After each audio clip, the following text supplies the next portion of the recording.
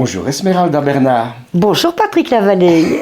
C'est un vrai plaisir de pouvoir te retrouver autant d'années après, parce que nous avons déjà travaillé ensemble et que maintenant je suis très heureux de te dire bienvenue sur City Light TV.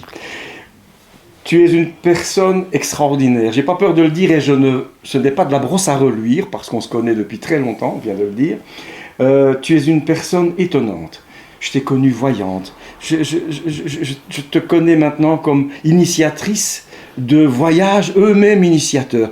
Alors, de quoi est-ce qu'on va parler? Dis-nous un petit peu, parce que ceci est ton émission, on te l'offre. On peut parler de tout ce que tu veux, puisque j'ai plusieurs casquettes. Mais je suis ouverte à tous les sujets, parce que c'est vrai que j'ai un parcours un peu atypique. Alors, déjà, tu viens de le dire, Esmeralda. Donc, je démarrais déjà dans la vie avec un prénom quand même qui était peut-être un petit peu déjà prémonitoire. J'ai la chance d'avoir grandi dans un milieu familial où le paranormal était normal.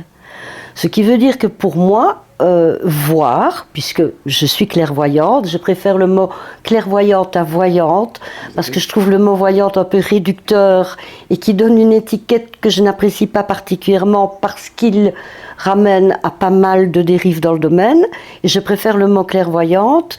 Et c'est vrai que moi j'ai un chemin de vie un petit peu particulier, parce qu'à la base je n'étais pas destinée à devenir voyante extra-lucide, même si j'avais le prénom. J'avais une boutique de prêt-à-porter pour dames, mais j'ai grandi dans un contexte familial où le paranormal était normal, où ma grand-mère maternelle communiquait avec les défunts. Donc pour moi, toutes les grand-mères parlaient avec les morts. C'était quelque chose qui faisait partie de la vie. Et puis, ben voilà, je me suis un jour installée officiellement, puisque j'ai commencé à voir de manière sauvage. Donc je ne cherchais pas vraiment. Je me trouvais aussi bien à la file du GB avec une dame devant moi à qui j'avais envie de dire des choses, mais c'était pas le contexte. Donc j'ai fermé ma boutique de prêt-à-porter et je me suis installée officiellement clairvoyante, donc il y a de cela 35 ans. Voilà. Et alors il y a eu, et c'est là qu'on s'est connus, Delta Blanc. Ah, tu as été l'initiateur de Delta Blanc.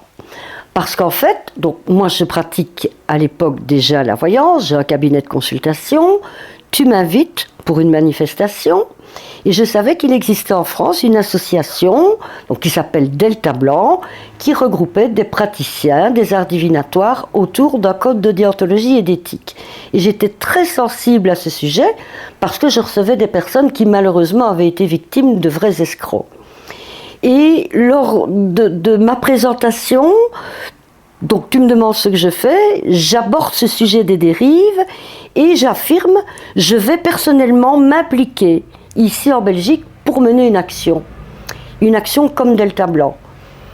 Notre entretien s'arrête et je me dis, mais qu'est-ce que je viens de dire en fait? Je me suis dit, je l'ai dit, je le fais. Donc je suis allée à Paris, j'ai rencontré les fondatrices de l'association Delta Blanc France, qui sont Maude Christine et Chantal Hurtaud-Mignot, et j'ai créé, il y aura donc 30 ans dans 2 ans, l'association Delta Blanc Belgique. Delta Blanc fêtera ses 30 ans en 2026. Je suis content d'avoir été un petit peu... Merci à toi. Merci, parce que quelque part, si nous ne nous étions pas rencontrés, peut-être que je n'aurais pas mis ce mouvement en route. Or, ce mouvement, son but, c'était regrouper des praticiens des arts divinatoires, astrologues, tarologues, voyants, autour d'un code de déontologie et d'éthique pour mettre le public en garde, non pas pour se poser en police de l'occulte, j'insiste bien là-dessus, nous ne sommes pas en train de dire nous sommes honnêtes, les autres ne le sont pas, ce n'est pas là le sujet, c'est comment consulter et rencontrer des praticiens sérieux. Donc nous avons une charte d'éthique qui est sur notre site, qui conseille des choses qui pour moi sont évidentes.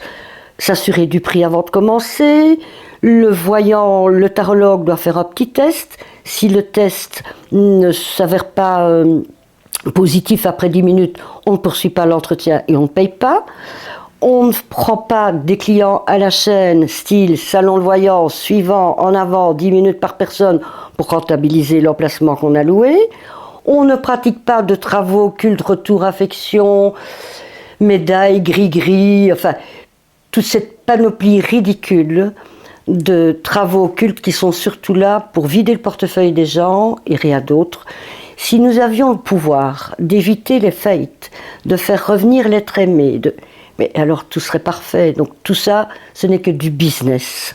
Donc nous, on dit, un praticien, il doit vous communiquer le prix, il doit faire un petit test avant de commencer, vous accorder au moins 1 heure et surtout, j'insiste, il doit vous recevoir en tête-à-tête.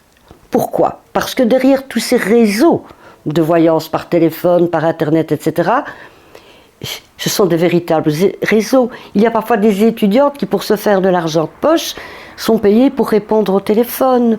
Où on a... J'ai vu une fois une petite annonce, j'étais effarée, dans un journal, cherche femme pour 0900, érotique ou voyance, formation assurée.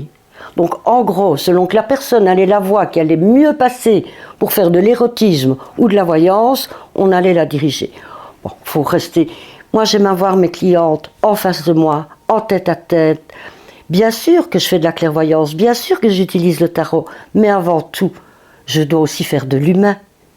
Et c'est à moi aussi de sentir jusqu'où je peux aller avec la personne, de la regarder, de voir s'il y a quelque chose que je peux lui dire, d'adapter mon timbre de voix. Si on n'aime pas les gens, on ne peut pas pratiquer, même en étant compétent. Être compétent est une chose, mais il faut aussi aimer les gens. Donc voilà, Delta Blanc, c'est des règles de bonne conduite que les praticiens qui adhèrent à l'association s'engagent à respecter. Voilà.